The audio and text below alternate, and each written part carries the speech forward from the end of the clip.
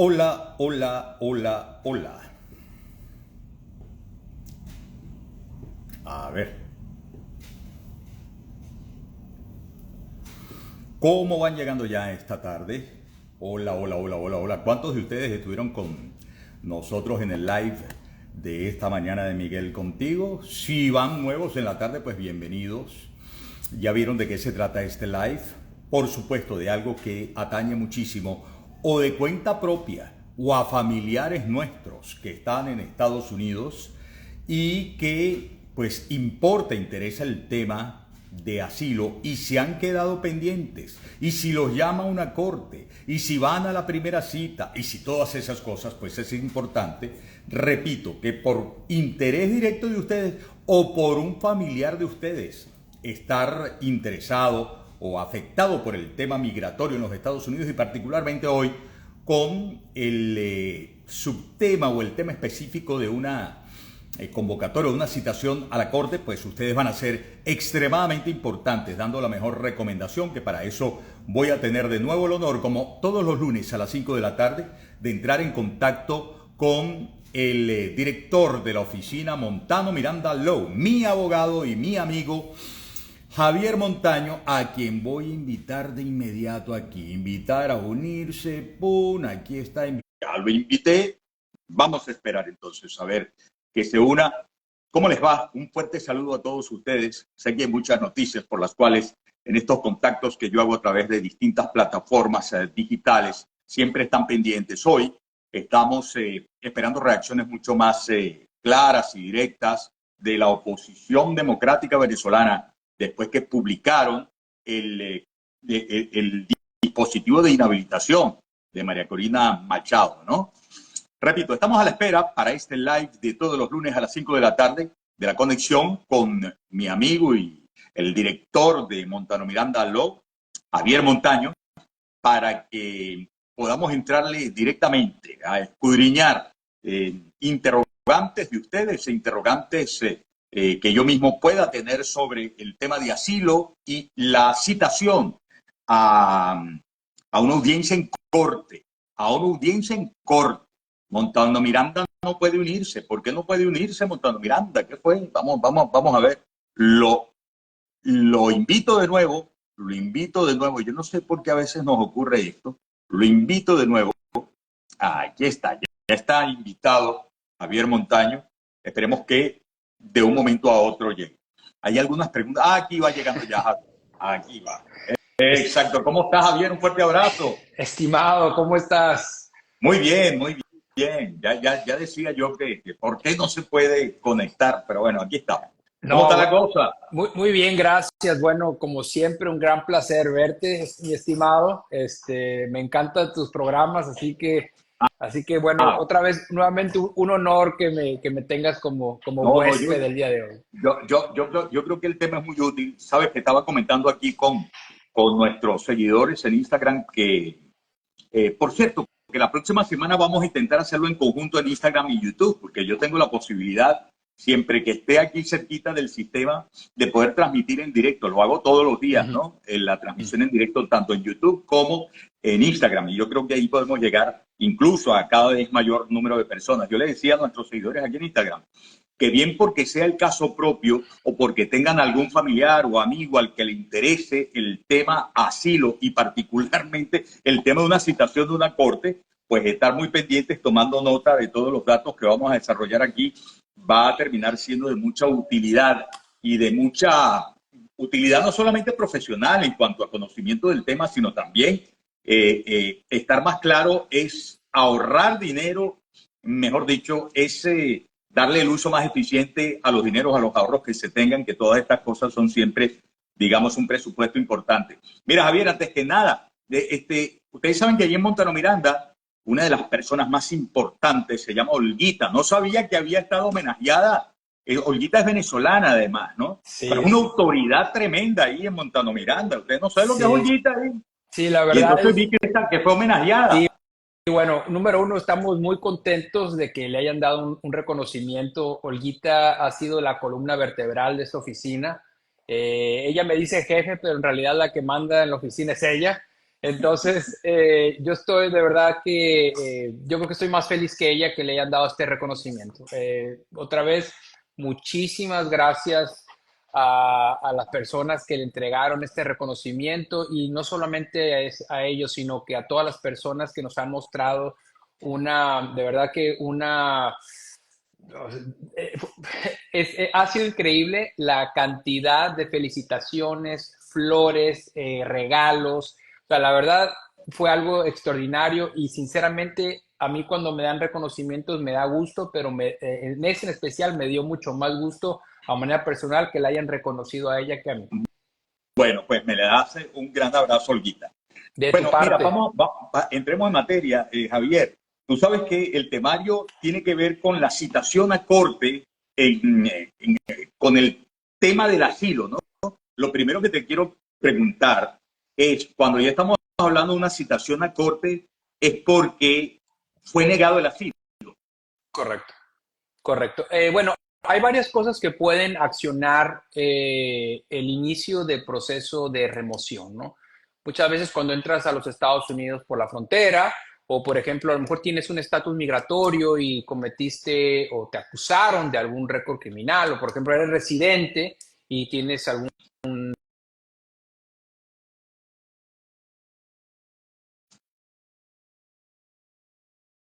Lo más común en el tema venezolano muchas veces es la negación de un asilo. Cuando niegan un asilo, recordemos que la segunda instancia es que el caso sea elevado a una corte de inmigración, pero lo hacen de una manera muy elegante. Cuando tú aplicas un asilo y es negado, vas a la oficina de asilo y te dicen, nosotros no pudimos aprobar tu caso, pero un juez de inmigración va a revisar tu caso y va a determinar si tú pudieras aplicar un asilo. Pero esa revisión, pues ya es que te están diciendo, te vamos a mandar a la Corte de Inmigración, donde ahora tu solicitud no va a ser, no va a ser ahora, no va a ser proactiva, sino no va a ser afirmativa, sino que va a ser ahora de manera defensiva, donde ya vas a estar en un proceso de deportación. Y todo comienza con la emisión de un documento que es muy importante que se llama NTA, Notice to Appear.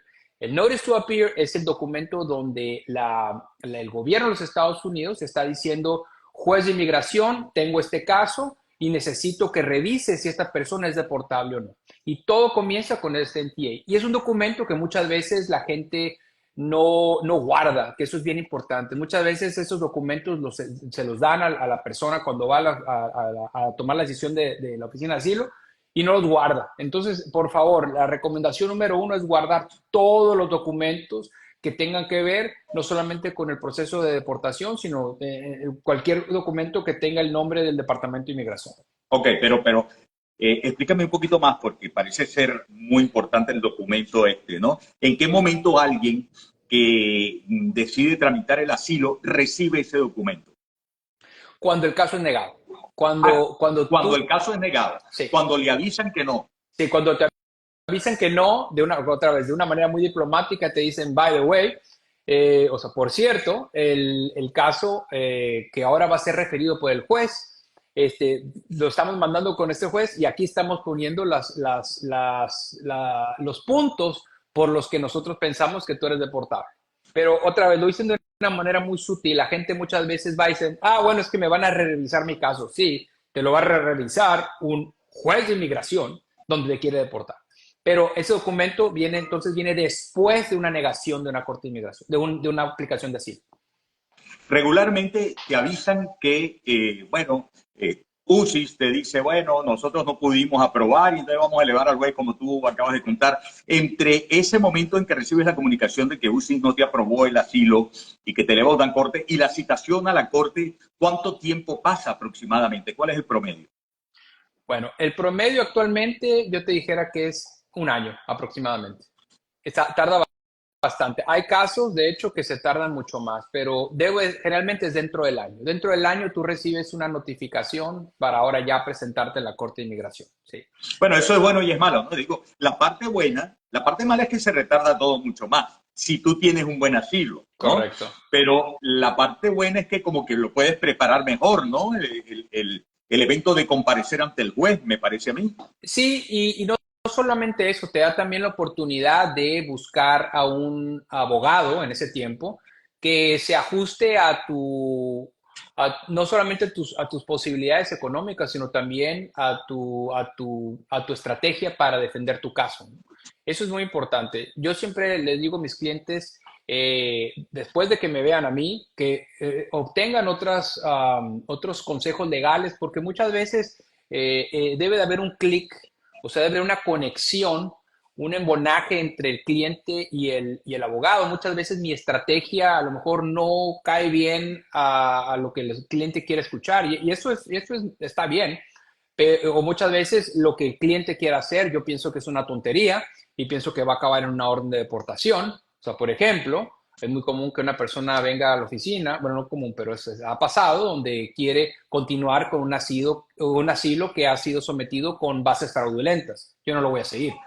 Me imagino que debe haber abogados que sí lo deben de hacer, que sí lo hacen, pero en lo personal debe de haber esa conexión entre el abogado y el cliente. Yo sé que no todas las personas pueden ser mis clientes y yo sé que no todos esos clientes van a ser, yo voy a ser su abogado. Eso es una clave con la que hemos manejado nuestra práctica, que debe de haber en realidad una química entre el cliente y nosotros.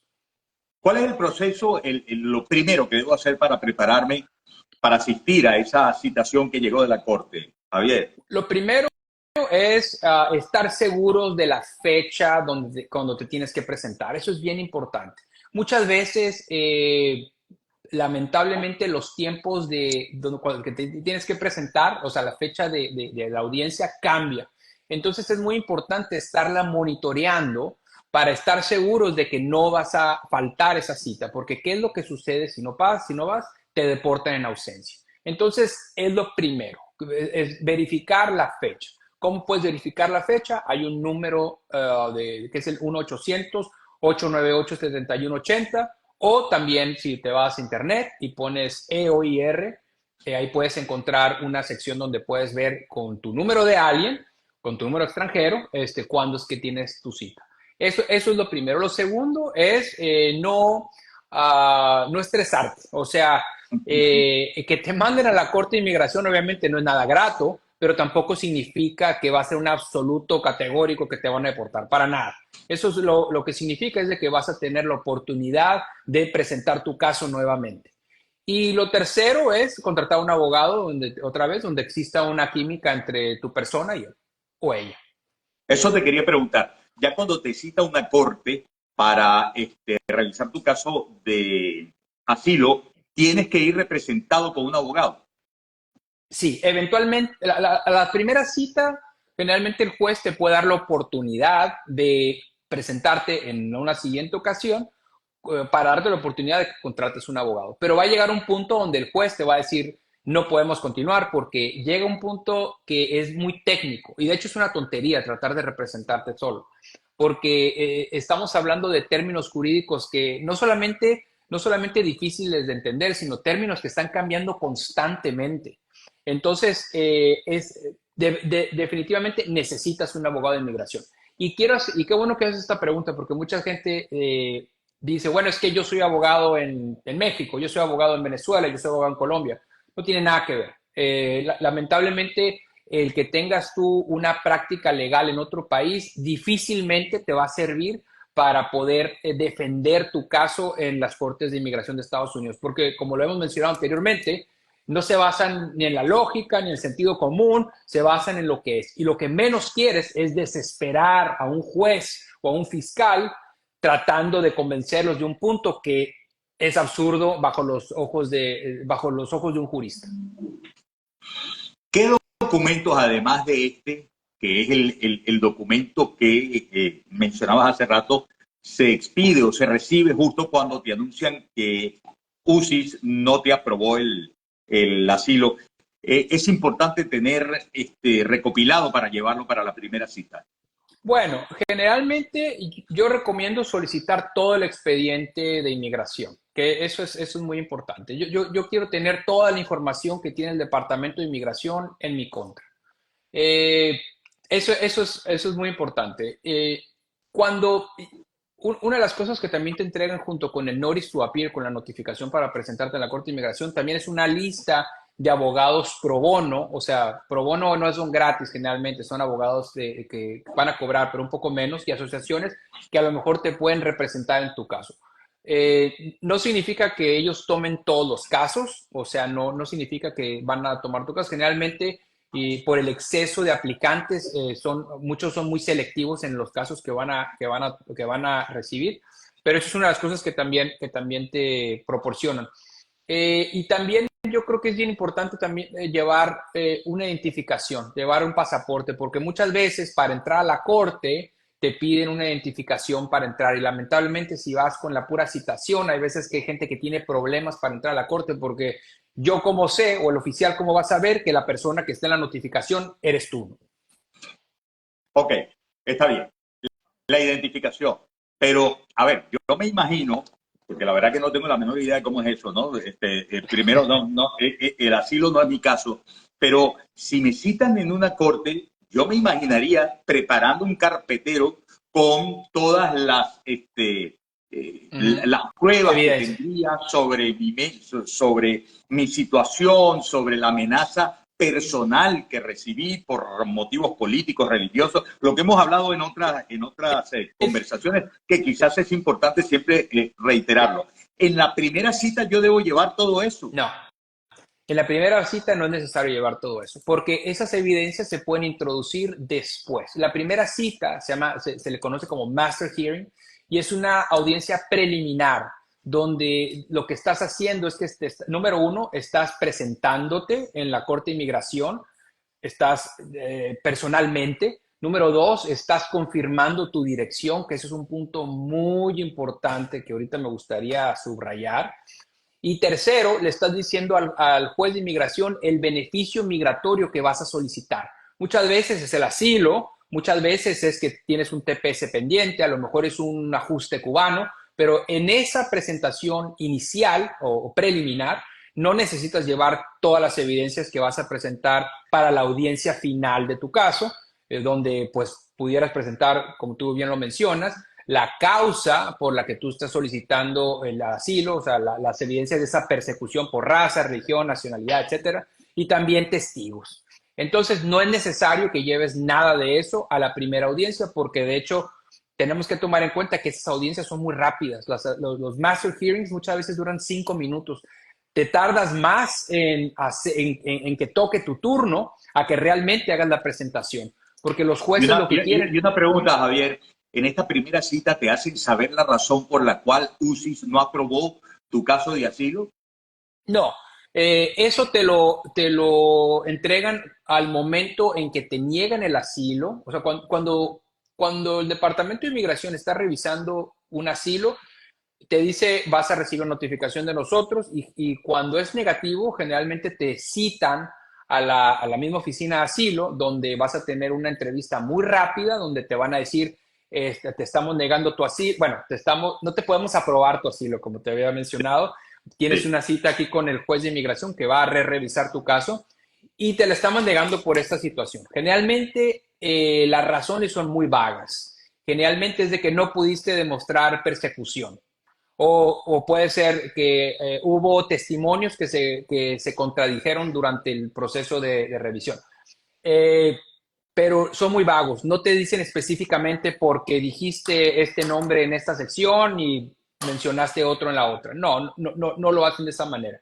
Pero muchas veces, por eso es que quieres el expediente, porque quieres tú, de ser posible, de las notas o cualquier tipo de indicador de que te digan por qué te negaron tu caso, de una manera más específica. Por eso es recomendable pedir el expediente. Ahora, no muchas veces puedes tener esas notas, porque recordemos que bajo la bandera de seguridad, el Departamento de Inmigración puede editar un expediente casi completo con información tuya. Entonces, aunque pidas el expediente, muchas veces, lamentablemente, el Departamento de Inmigración te manda una hoja que está casi en blanco diciendo, por cuestiones de seguridad interna, no te podemos decir la razón real. ¿Qué derechos tengo yo? O sea, suponte, claro, lo estoy metiendo o canalizando todo esto de la conversación que tenemos hoy por el caso de asilo. Ya tú mismo tú lo decías, hay varios casos por los cuales igual puedo ir a una corte, ¿no? De migración, pero quizás lo más relevante sea el caso de asilo y lo más preocupante, ¿no? Porque quizás el no significa deportado. Ahora, sabes que quienes están en pendientes de asilo, tú lo has dicho, bueno, está bajo estado de autorización, pero no tiene un estatus legal, ¿no? En Correcto. consecuencia, cuando llega ahí, ¿qué derechos tiene? ¿Qué derechos pueden ser protegidos en la audiencia? El que llega en el caso de un asilo pendiente que acaba de ser notificado por migración que no se lo aprobaron. Pues prácticamente sigues en el mismo estatus, un estatus autorizado. O sea, no te van a deportar antes de que el juez emita una decisión en tu caso. Y no solamente después de que el juez emita una decisión de tu caso, durante el proceso de apelación también no te van a deportar. Entonces, continúas en una especie de una estadía autorizada durante ese tiempo. Y los derechos es básicamente el derecho al due process, o sea, al proceso legal, y también tienes derecho, que eso es lo más importante, a que tu caso sea presentado por medio de un abogado. Y otra vez, yo quiero hacer hincapié en esto. Necesitas un abogado para este proceso. Hay solicitudes donde no necesitas, son muy didácticas como para que una persona las haga personalmente, pero una representación en corte para nada. Necesitas un abogado. Y yo creo que es uno de los derechos fundamentales en este proceso, que tienes la posibilidad de conseguir y pagar tu propio abogado para que te represente en tu caso. No existe ninguna posibilidad de que esa citación represente que me van a privar de libertad, que me manden a una prisión de migración, ¿no? Es muy raro, es posible, pero es muy raro. Generalmente el Departamento de Inmigración, sobre todo en casos de asilo donde la persona no tiene un récord criminal, donde no es un peligro, por así decirlo, para la sociedad, es muy raro que tú sufras una detención. Es más, de hecho, hasta después de que el caso es adjudicado, o sea, digamos que tú vas a tu audiencia inicial, al master hearing, y después tienen tu segunda audiencia, el individual, donde el juez ya decidió que lamentablemente iban a emitir una orden de deportación. Aún después de esa instancia, es sumamente raro que detengan a una persona, porque generalmente la persona tiene el derecho de apelar, por lo que si tú apelas también básicamente te mantienes en un estatus autorizado. Recordemos que bajo la bandera otra vez de seguridad pública, el Departamento de Inmigración puede hacer muchas cosas, pero en la práctica y sobre todo con el déficit de recursos que tiene actualmente es muy raro. Y fíjate, qué bueno que mencionas esto porque mucha gente no va a la corte pensando que los van a detener, Claro. pero a mí me da más miedo no presentarme a una corte porque recordemos que si tú por alguna razón no vas a esa audiencia, van a emitir una orden de deportación en ausencia, se llaman in absentia, y esas órdenes son sumamente difíciles de reabrir. Tienen consecuencias migratorias muy fuertes. O sea, el tú decir no fui porque me dio miedo es prácticamente inexcusable. Entonces, por favor, es preferible dar la cara, presentarte en la Corte de Inmigración y decir, no tengo abogado, o no pude prepararme, o estoy cambiándome a otra jurisdicción, a otro estado, pero eso es mucho mejor y más saludable que el decir no voy a ir y después lo arreglo. No, muchas veces no se puede arreglar si tú no fuiste con una justificación real. Y déjame retomar lo que comentaste antes para que no quede, digamos, por ahí extraviado el dato. La gente tiene que estar chequeando periódicamente si a través del correo le cambiaron la fecha, no vaya a ser que Sí, ¿cierto? sí, porque lamentablemente bueno, tú sabes que el correo en los Estados Unidos pues tiene muchísimos problemas. Y hay veces que mandan una notificación y no te llega. Te va a mandar una notificación y a lo mejor te cambiaste de casa. Y mucha gente tiene esta idea de que una persona que está en proceso de deportación y que se muda, que de alguna manera mágicamente el Departamento de Inmigración va a saber dónde vives. No, el Departamento de Inmigración va a mandar una notificación a la última dirección que tú les proveíste. Entonces, es sumamente importante que la persona, si se va a cambiar, que lo notifique al departamento, a todos los departamentos donde esté involucrado, incluyendo si tiene un permiso de trabajo, notificar a la oficina que está procesando su permiso de trabajo, a la corte Si tiene abogado, notificárselo al abogado, porque también a la corte va a notificar directamente al abogado también de que tiene esa corte. Entonces ya tienes a dos personas que van a recibir una notificación. Pero es muy importante hacer esto porque si otra vez, si no te presentas a la Corte de Inmigración por no dar la dirección adecuada, lamentablemente te van a deportar en ausencia. Listo. Déjame entonces recapitular otro asunto. Entonces, yo recibo, por ejemplo, hoy la notificación del Departamento de Migración de que, bueno, lamentablemente ellos no pudieron corroborar que yo tenía todos los extremos cumplidos para, en este caso, el asilo, que es el ejemplo sobre el cual nos estamos guiando más en esta conversación. Y de ahí, en el curso de un año, en ese lapso, lo más probable es que tenga la citación a la primera audiencia, que es audiencia preliminar, que podría durar unos 5 minutos, y ya acaba de decir lo importante de no faltar esta audiencia. ¿Cuántas audiencias aproximadamente comportan el tratamiento de un caso que llega a corte? Por regla general son dos. La primera, que es el Master Hearing, la audiencia preliminar, y la audiencia final, que se llama individual o Individual Hearing. Entonces, generalmente son dos. Hay veces que hay temas que los jueces quieren discutir antes de la audiencia final, por lo que hay veces que pueden hacer una audiencia previa para discutir esos temas, sobre todo alegatos de la aplicación de alguna ley o algún estatuto. Pero fuera de eso son dos solicitudes solamente, dos presentaciones solamente. En esa segunda audiencia yo tengo oportunidad, o mi representante, mi abogado, de responder preguntas, de exponer alegatos, Sí. ¿y cuánto tiempo? ¿Cuánto dura más o menos esa audiencia? Bueno, las audiencias individuales bueno, tú le puedes pedir al juez el tiempo que tú consideres necesario para desahogar todas las pruebas. Por regla general es entre 2 o 3 horas. Y durante esa audiencia es donde tú vas a poder exponer tu caso. Y la manera como se expone es por medio de preguntas, por medio de interrogatorios. Y generalmente comienza donde el testigo, o sea, la persona que está en deportación, empieza a responder las preguntas que el abogado le está haciendo. Y después de que el abogado termina las preguntas, el interrogatorio, después el fiscal va a hacer preguntas para lo que se llama el cross-examination. O sea, va a empezar a hacer preguntas también acerca del caso y a lo mejor preguntas que el abogado defensor no hizo.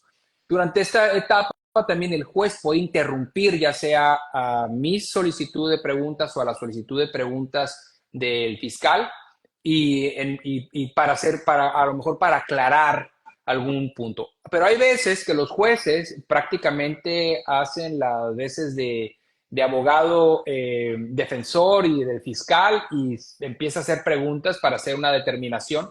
Y depende del estilo de cada juez. Pero es un método muy socrático, por así decirlo.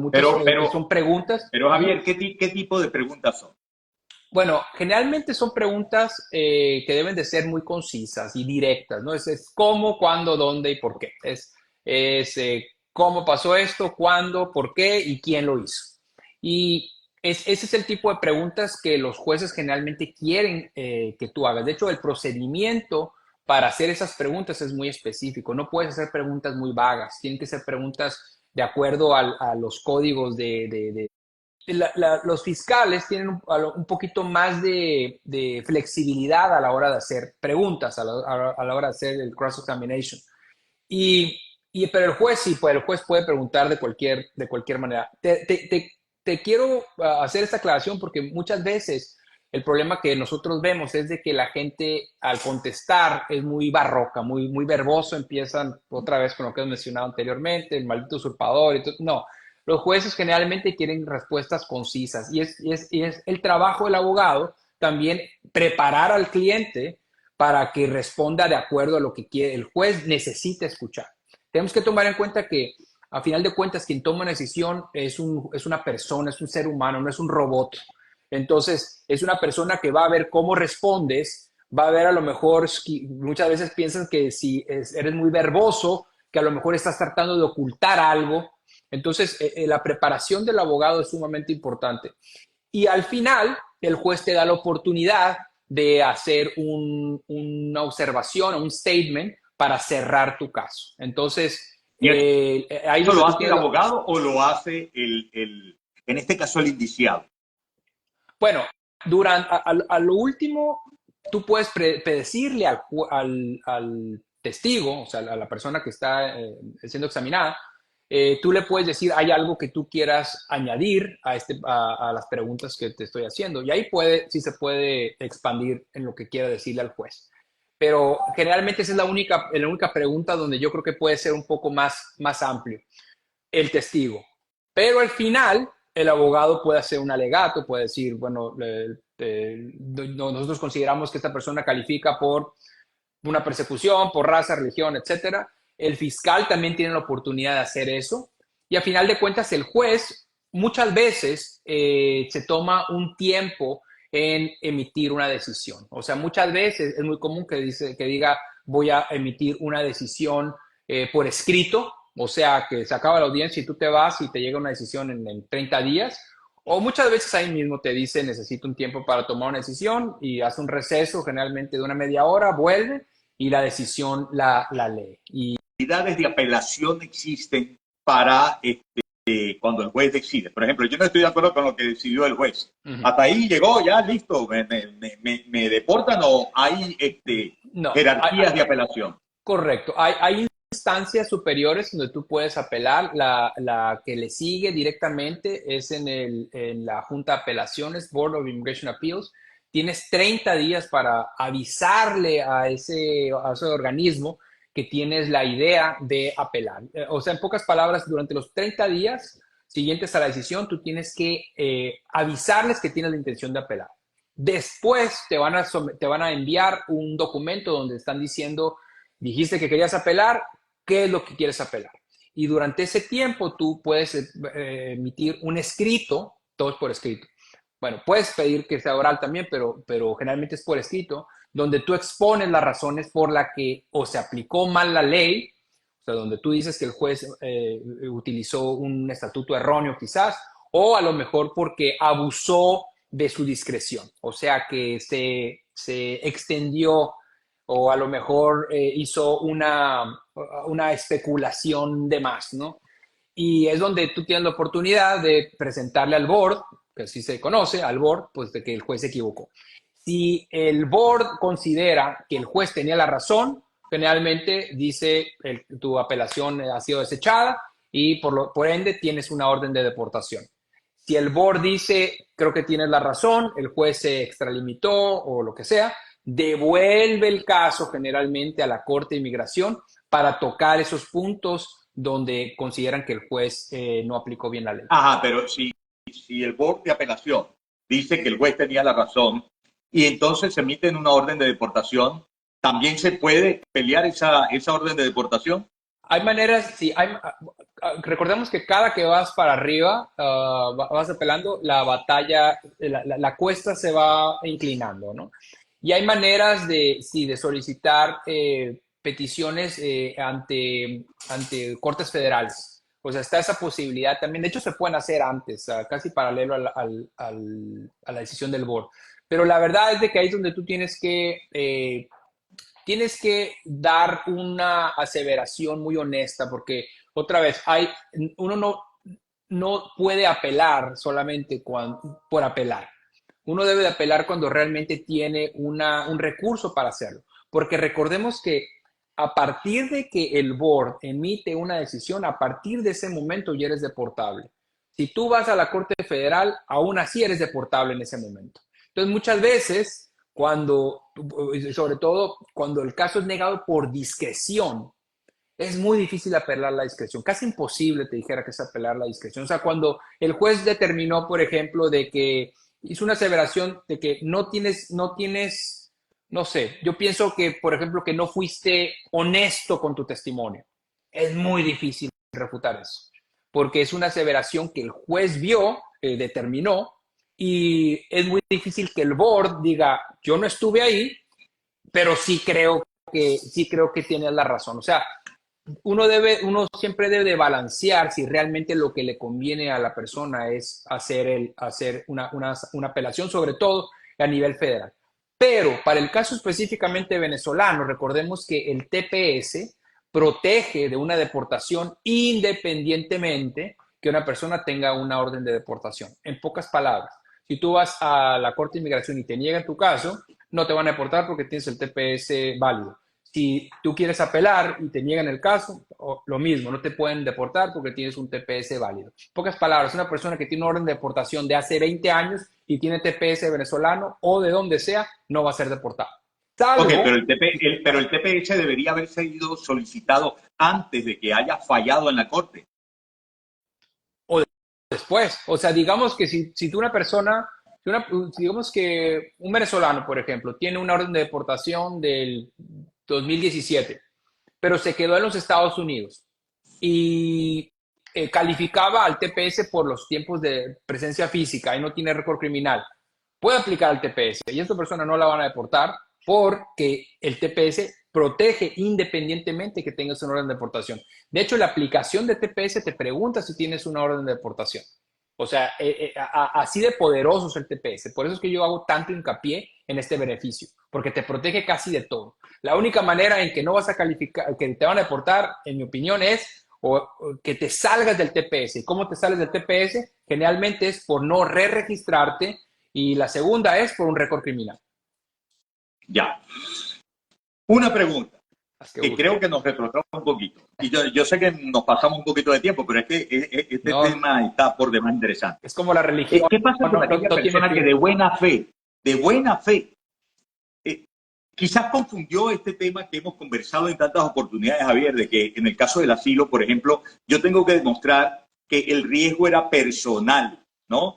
Que era el gobierno contra mí o algún elemento de poder o delincuencial, pero era contra mí particular, ¿no?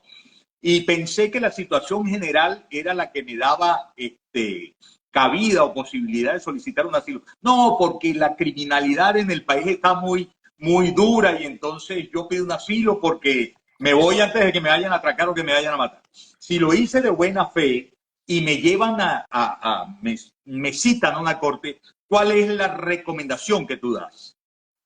Bueno, número uno es no fabricar nada. O sea, eso es lo primero. Ser honesto. Recordemos, la honestidad es la mejor de tus pólizas dentro y fuera del Departamento de Inmigración. Pero en casos donde tú sabes que no vas a ganar un asilo porque a lo mejor es una situación general, o sea, no es individualizada, aún así, o sea, muchas veces tú puedes hacer ese argumento siempre y cuando no sea nada fabricado. Lo más seguro es de que lo vayan a negar, lamentablemente, pero a lo que voy es de que por tú hacer ese argumento, si no has fabricado ningún elemento de tu aplicación de asilo, no te van a penalizar. O sea, siempre y cuando sea un miedo de buena fe, no te van a penalizar. Lo que sí te van a penalizar es de que si inventas algo y lo descubren. Y te van a penalizar severamente. Pero si tienes, en pocas palabras, si tienes un asilo débil, no te van a penalizar. Te lo van a negar, pero no te van a penalizar. Pero ¿cuál es la diferencia entre negar y penalizar severamente si al negarlo, ¿no? A última instancia es igual a una orden de deportación? La diferencia es de que si es una información fabricada, número uno, tú puedes ser inadmisible permanentemente para casi todos los beneficios migratorios. En pocas palabras, si descubren que es una mentira y tú eventualmente digamos que calificas al TPS, pero tú mentiste inicialmente, difícilmente te van a dar ese TPS. Ahora, si tú sometiste un asilo y te lo negaron porque era débil, puedes aplicar el TPS. Entonces, la diferencia es de que si tú dices mentiras y fabricas documentos, cualquier beneficio migratorio al que tú apliques después, lo más seguro es de que vaya a ser negado. Y te voy a poner un ejemplo. Digamos que tú aplicas a un asilo y es un asilo débil y te lo negaron y tienes un TPS y digamos que después te encuentras el amor y es ciudadano americano y te casas. Y tú quieres reabrir ese caso en la Corte de Inmigración para poder aplicar a la residencia. Si tú sometiste un asilo que te negaron por débil, es probable, no es seguro, pero es muy probable que te vayan a reabrir ese caso. O sea, que un fiscal diga, ¿sabes qué? Ahora esa persona tiene un nuevo beneficio migratorio por el que se puede ajustar, vamos a reabrir este caso para que se haga residente. O sea, lo tienes no de tu lado, pero es mucho más probable que te vaya a apoyar. Pero si fue por fraude, difícilmente vas a encontrar un fiscal que te diga, ok, voy a reabrir este caso para ayudar a esta persona. No, otra vez, el mentir en una aplicación de asilo es sumamente draconiano, tiene consecuencias espantosas y otra vez es una inadmisibilidad, te dijera, casi permanente para aplicar a cualquier otro beneficio. Pues listo, Javier. Mira, nos pasamos de maraca 10 minutos, como decimos nosotros en Venezuela. Pasamos de maraca. Nos fuimos 10 minutos más adelante. Pues un gusto como siempre. Déjame decirle a nuestros seguidores que en un rato, porque me voy corriendo para el canal ahorita, que tengo que preparar el programa, la entrevista de esta noche, en un rato más voy a subir este live de nuevo con el número telefónico que les da acceso directo a la cuenta de WhatsApp de Montano Miranda Law para que ustedes hagan sus preguntas y obviamente me consta que están pendientes de dar respuestas a todas las preguntas de los que están interesados en todos estos temas y también la traza digital de Javier Montaño. Por supuesto, también van a ver este live en la cuenta de Montano Miranda Law, en su cuenta de Instagram. Y la próxima vez la vamos a hacer entonces en conjunto en las dos cuentas, entonces YouTube y Instagram. ¿Me iba a decir algo más? No, bueno, nada más algo que es muy importante. Yo creo que tenemos que darle la seriedad al tema. O sea, cuando una persona reciba un citatorio para ir a la Corte de Inmigración, por favor, revísenlo con un abogado de inmigración. Vale la pena tener varias consultas. Y lo más importante también es presentarse. Si no te presentas, como te digo, te van a ordenar deportado. Esa leyenda urbana de decir que es que yo no firmé nada, yo no firmé mi deportación, entonces por eso no me pueden deportar, eso es absurdo. El juez va a firmar una deportación por ti y va a ser muy difícil que te reabras tu caso cuando no te presentaste. Pocas palabras, la mentalidad de ellos, si a ti no te importó, a mí menos. Entonces, por favor, preséntense en la Corte de Inmigración. Listo. Javier, un fortísimo abrazo. Cariños a todos en la oficina. Igualmente de tu parte y muchas gracias por el honor de tenerme en tu programa otra vez. Por favor, enorme gusto. Hasta la próxima. Nos estamos viendo.